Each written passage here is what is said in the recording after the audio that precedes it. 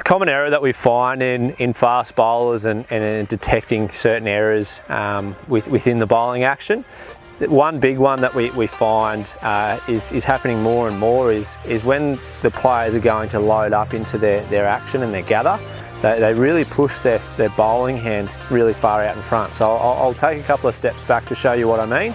So fast bowling is all about getting your momentum and your energy going into one direction. All right, I'm sure you've heard Newton's third law or whatever. Every action there's an equal and opposite reaction. So what we find a lot of is when they're getting into their gather, they're actually pushing their hand out in towards the bowler, towards the batsman, which, as you can see in my body weight, it causes a whole lot of twisting, but it also gets your body going back away from where your target is.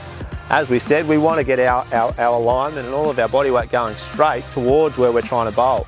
If you're pushing yourself back, it causes a whole lot of other issues. Okay, your back going, your weight going backwards. The other thing is that having a longer lever requires more strength to move it faster, and it takes longer. Okay, so for you to do this, you're actually going to have to fight your body's natural momentum, energy, and also the strength required to do it faster. Okay, so we want to make sure that when we're doing that, we want to try and get it in a little bit closer to our body. Now, we've got a heap of resources that we have on board. So if you're struggling with that, or you find that yourself or someone you know pushes that front arm out really far when they're bowling, we can help with that.